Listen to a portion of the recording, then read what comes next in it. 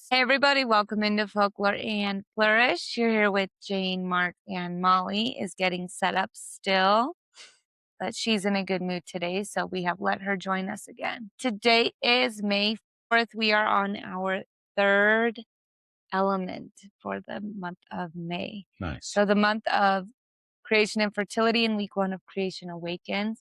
We are on day 3 of the elements, and it is the fire today. Oh, good thing I wore red. hmm So the topic today, or the theme for the fire, is the spark of life. And our lesson is that heat brings motion. So with our element today, we've already done water and air, and now we are on fire today. Hmm. So the water was everything that connects us. The air was the breath of life. And today is the spark of life. So heat bringing motion. Now it kind of gets things going. So that is where we are at now. So our question for today is, what ignites me? So if I asked you that question, let's look in terms of your QHHT, since you're doing a documentary on that. I mean, what ignited you go down that path, both documentary as well as the hypnosis? The documentary is more of like, it's just, I think it's an interesting thing.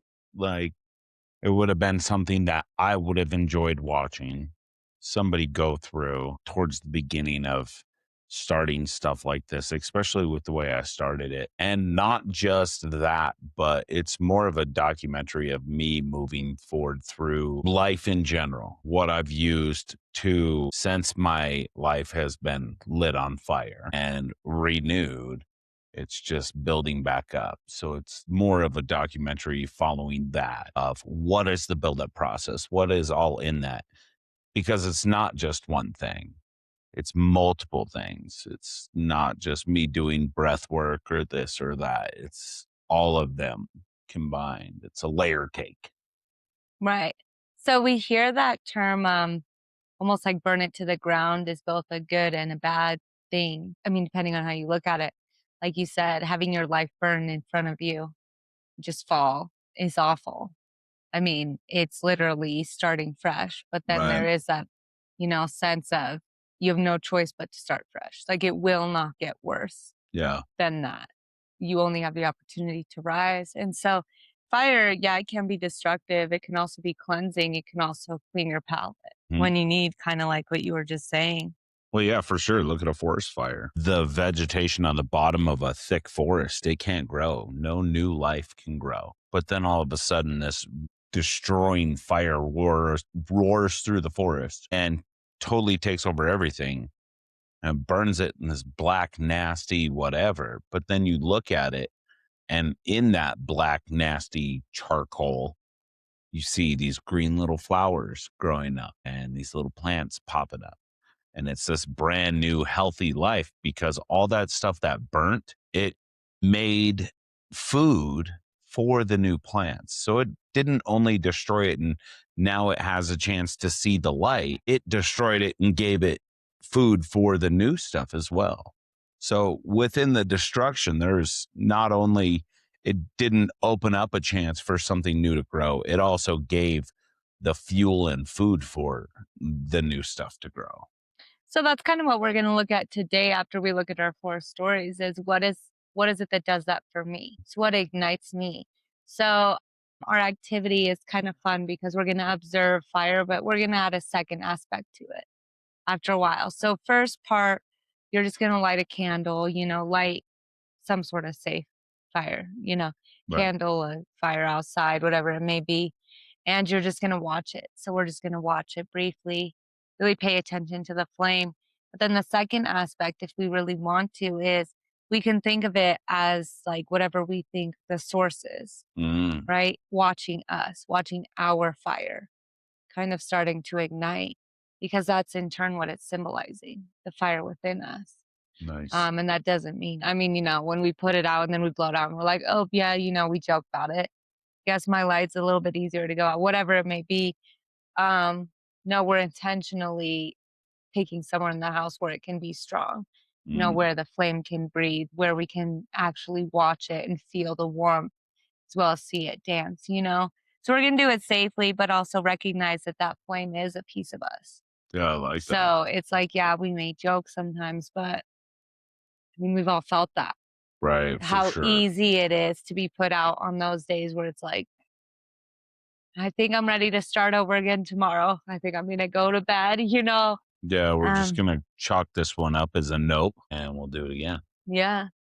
And so we're gonna look at fire through 4 stories today. We're gonna look at it through Vedic, Slavic, Zoroastrian, and Ojibwe today. Ojibwe? Yep. Mm. So we're gonna be in India, the Ukraine, Iran, and then the USA. Yeah, actually, the casino I worked at was the Ojibwe people who That's owned it. right. Yeah, back in Minnesota. Yeah, so it's kind of interesting. Minnesota isn't the first place you think of when you think of the fire element, Right. for sure. No, you think of water when you think of But you up there. definitely notice fire against that landscape, Mhm. right? So it just goes to show that there is fire. Fire is No, necessary you want everywhere. fire up there because it gets cold up there. So in the winter times, if they stayed up there, they're kidding. All right. So, with all of that, though, we're going to let one small spark of motivation guide a deliberate action today. So, one small spark of motivation. But we're going to look at these 4 stories, and then we will see you guys tomorrow for not only May 5th, but Cinco de Mayo and our 4th and final Well, element. may the 4th be with you. Yes.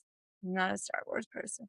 Anyways, tomorrow, though, we're at Cinco de Mayo, the 5th, the Taurus month, and we are hitting the earth element. So it's going to be a pretty big green day tomorrow. I So love that. maybe wear a little bit of green, feel in Mm, the earthy element. And I'm hoping to spend quite a bit of time outside. I'm nice. hoping I can feel good enough to walk around. I'm going to either way, but good enough to do stuff and hang it above my head and everything. I love that for you. Yeah. So, anyways, enjoy these 4 stories and the day with the fire. See you guys. Don't get burnt.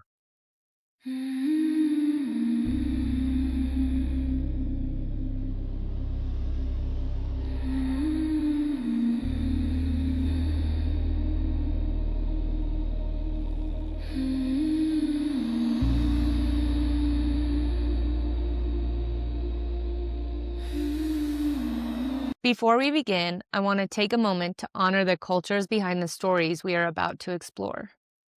The tales shared here come from many peoples, lands, and traditions. I do not change these stories to fit modern expectations or to align with today's social standards. Instead, I present them as they were told, sometimes beautiful, sometimes harsh, sometimes challenging. We are not here to judge the past, but to understand it, to listen, to learn, and to honor the ancestors who carried these stories forward. We also share stories from various religious traditions. These are presented in their historical and spiritual context, with respect for their beliefs that they represent. Every culture deserves respect, context, and acknowledgement, and this space is dedicated to doing exactly that.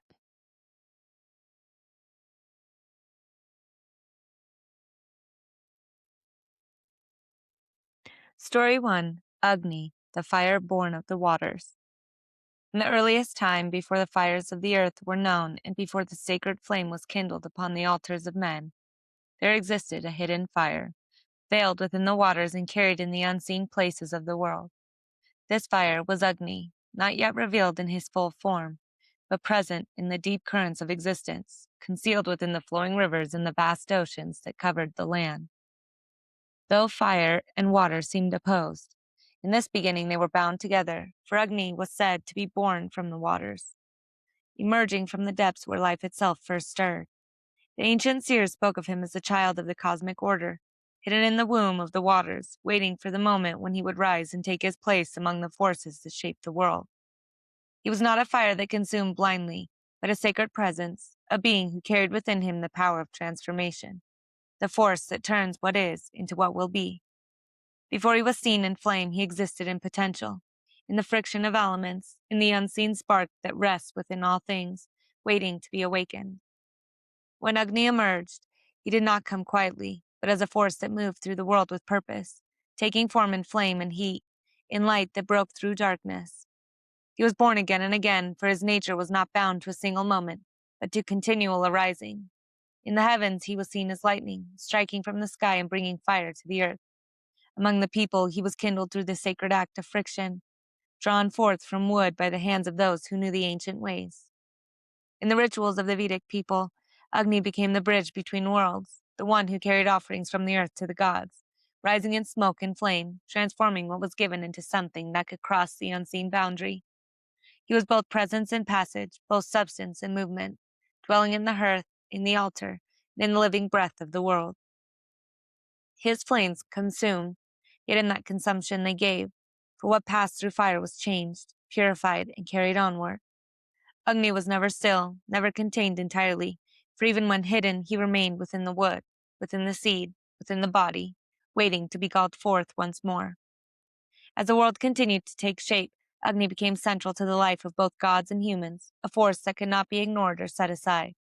He was present at birth, at sacrifice, and at death, marking the passages of existence with flame.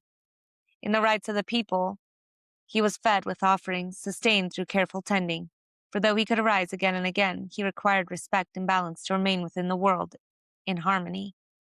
Without care, he could consume beyond measure, but when honored, he became the source of warmth, of light, and of connection between the realms.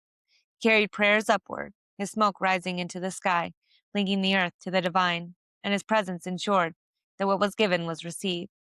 Even beyond the visible flame, Agni lived within the body as heat, as the inner fire that sustains life, the force that transforms food into energy, that keeps the body alive and moving. Thus, his presence was both external and internal, both seen and unseen, a constant reminder that life itself depends upon the fire that moves within and without. Agni did not belong to one place alone, but moved through all things, born again whenever conditions allowed, a force that continues to rise, to transform, and to carry life forward. In every flame, in every spark, in every warmth felt upon the skin, there remained the presence of Agni, the fire born of the waters, the force that brings motion to stillness and life to form.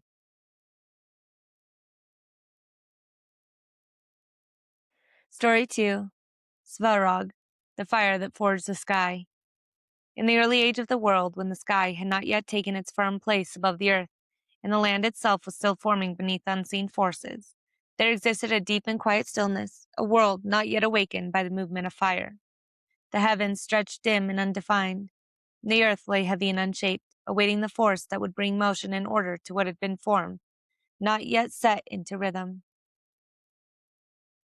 In this time dwelt Svarog, the celestial smith, whose domain was not bound to land or sea, but to the unseen forge where creation itself was shaped. He was not a wanderer of fields nor a keeper of rivers, but a being of fire and craft, one who understood the nature of heat, of transformation, and of the shaping of raw substance into lasting form.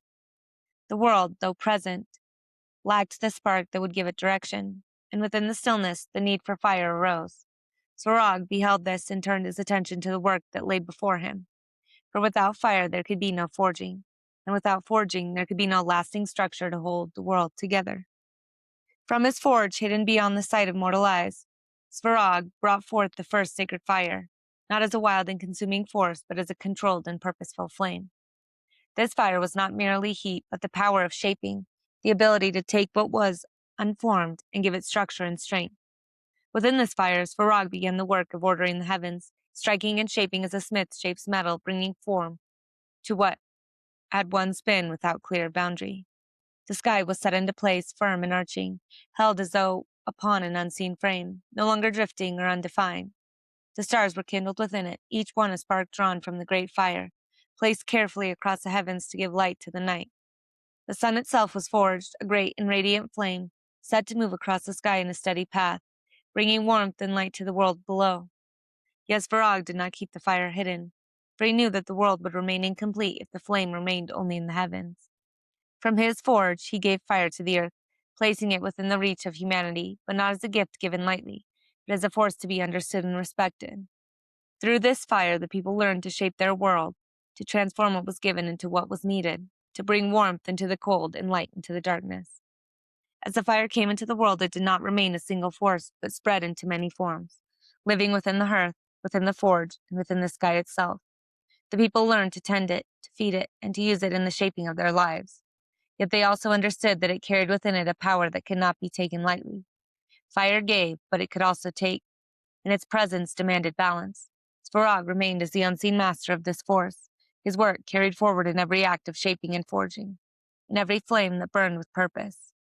The order of the heavens endured, the stars held their places, and the sun continued its path, each movement reflecting the shape that had been done in the beginning.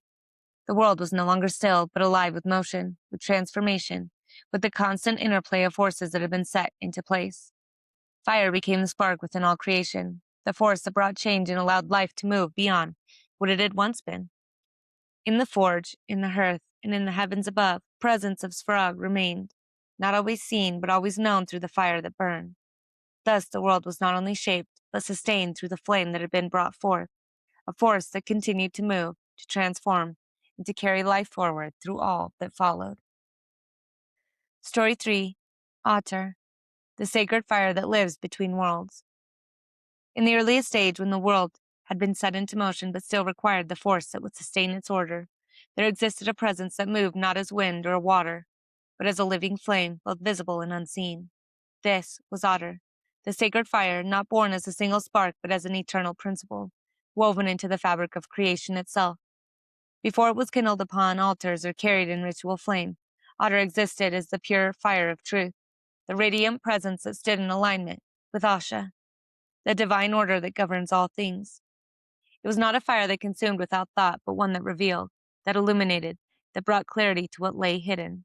In the beginning, when Ahura Mazda, the wise lord, brought world into being, he placed within it the sacred fire, embedded it within creation so that truth and order would not be lost in the unfolding of existence. Otter was given form in many ways, dwelling in the lightning that split the sky, in the warmth of the sun that moved across the heavens, and in the inner heat that sustained life within the body. It was not confined to a single place, but moved between realms, linking the seen and unseen, the earthly and the divine. As the world took shape and humanity came into being, Otter became a presence that could be tended, a sacred force that required care and reverence. It was brought into the rituals of the people, not as an ordinary flame, but as a living embodiment of divine order, a fire that must be kept pure, protected from defilement, and sustained through mindful attention. Upon the altar, the fire was kindled and fed with offering of clean wood, its flame rising steadily, its light unwavering. This was no common fire, for within it dwelt the presence of truth itself, a force that bore witness to all actions, to all words, to all intentions. To stand before Otter was to stand before a direct reflection of order, for it revealed what was aligned and what was not, what upheld the balance of the world and what disrupted it. The fire did not speak, yet it held a silent authority, a presence that demanded respect. It was carried from one generation to the next, never allowed to die, for its continuity represented the enduring nature of truth and the ongoing responsibility of those who lived within the world to uphold it.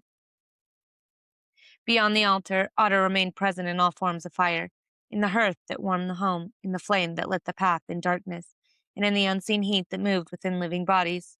It was understood that fire must be treated with care, for it was both a gift and a responsibility, a force that could sustain life or bring destruction if misused. The sacred fire stood as a reminder that the world itself was held in balance through the alignment of forces, and that each being carried within them a part of that responsibility. The flame was not separate from life, but intertwined with it, moving through all things as a constant presence. Even when not seen, it existed, in the spark that could be drawn forth, in the warmth that could be felt, in the light that could be kindled. Thus, Otter endured as more than a physical fire, as a living connection between humanity and the divine, a presence that illuminated the path of right action and sustained the order set in place at the beginning of time. In every flame that burned with clarity and purpose, there remained the presence of Otter, the sacred fire that lived between worlds, carrying within it the light that sustains all life. Story 4. Nana Bozo, the fire brought to the people. In the early days, when the world had taken form but life upon it still moved in quiet limitation, there was no fire among the people, and without it, warmth was scarce, food remained uncooked, and darkness held its long dominion over the nights. The earth was alive with beings, yet something essential was missing, a force that could transform what was given into what was needed. In this time lived Nanabozo, the great trickster and teacher who moved between the realms of animals and humans, carrying knowledge, shaping the world through both wisdom and cunning. He walked the forest and the shores, observing the lives of the people, seeing their struggles in the cold and their stillness in the dark. Though the world was rich with life, it lacked the spark that would allow it to flourish fully. Nanabozo knew of fire, for it existed in the distant places guarded and held by powerful beings who kept it for themselves, beyond the reach of those who needed it most. This fire was not easily taken, for it was watched, protected, and feared. Yet Nanabozo understood that it must be brought into the world of the people, for without it, life would remain incomplete. He did not act alone, for such a task required more than strength or speed, and so he gathered the animals, calling upon them to help in the bringing of fire. Each animal had its own ability, its own strength, and together they formed a plan to take the flame from where it was kept and carry it back to the people. One by one, the animals attempted to bring the fire, each facing the dangers that guarded it. Some were swift but could not withstand the heat. Others were strong but could not escape the watchful eyes that protected the flame. Each attempt carried risk, and some returned changed, their bodies marked by the effort, their fur singed, their forms altered by the closeness of the fire. Yet they did not turn away, for the need was great, and the purpose was shared among them all. At last, through persistence and cooperation, the fire was taken, carried carefully across the land, passed from one to another, each helping to bring it closer to those who waited in the cold. Nanabozo guided this effort, moving with the animals, ensuring that the flame would not be lost, that it would reach its destination and become a part of the world. When the fire was finally brought to the people, it was received not as a simple gift, but as something powerful and alive, something that required care and respect. The people gathered around it, feeling its warmth, seeing its light push back the darkness that had once surrounded them. With fire, they learned to cook their food, to warm their bodies, to bring light into the night, and to shape their lives in ways that had not been possible before.